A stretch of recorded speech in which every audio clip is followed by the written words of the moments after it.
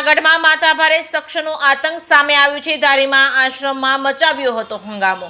સાધુ સંતોને ધમકાવતો હોવાનો વિડીયો સોશિયલ મીડિયામાં વાયરલ થયો છે। વિડીયો ભજન મઢી ધારી આશ્રમની હોવાની માહિતી જેકેએસ ન્યૂઝ ગુજરાતી આ વિડીયોની પુષ્ટિ કરતો નથી। અસામાજિક તત્વોએ આશ્રમમાં સાધુને ધમકાવ્યા હતા। કિન્નર વિશે રસિકગીરી બાપુ એલફેલ બોલતા મામલો બીચકાયો હતો।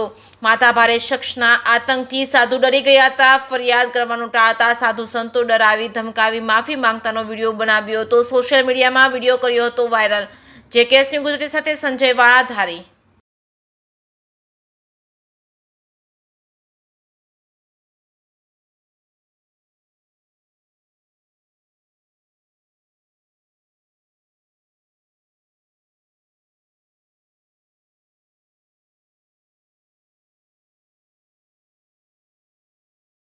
ચાલુ કરો તેની બોલો ગિરનારી મહારાજ કી જય।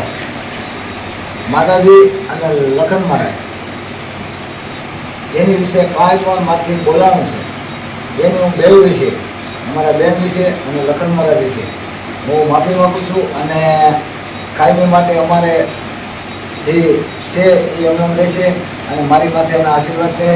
અને લખન મહારાજ માટે મારે એવો સંબંધ છે કે આમ ગણો તો બનેલી છે એટલે એ બે મને માફ કરીને જાય છે।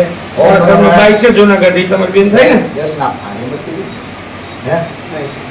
જય માતાજી, જય ગિરનારી। અમારે ને રસિકગીરી બાપુ ને જે કાંઈ થોડા જાજુ રસિકગીરી બાપુ મારા વિશે અને લખનભાઈ વિશે કાંઈ હેલફેલ થોડું બોલી ગયા હતા, બીજાને મોઢે વાતો કરતા હતા કે આમ છે તેમ છે, એ અમે આ સાબિતી લઈ અને ભજન મઢી આવ્યા અને બાપુએ કબૂલ લીધું કે મારી ભૂલ થઈ ગઈ તો હું માં છું, એને ભાઈ માનું દીકરો માને એને માફ કરી દઉં છું। હવે આજથી કોઈ દી રસિકગીરી બાપુ કાંઈ આવી ખોટી વાત ન કરે અને અમારે એને કોઈ જાતનું કાંઈ કોઈ દુશ્મની કે કાંઈ પણ વેર ઝેર છે ને, મારો ભાઈ છે ને મારો ભાઈ રહેવાનો છે બસ।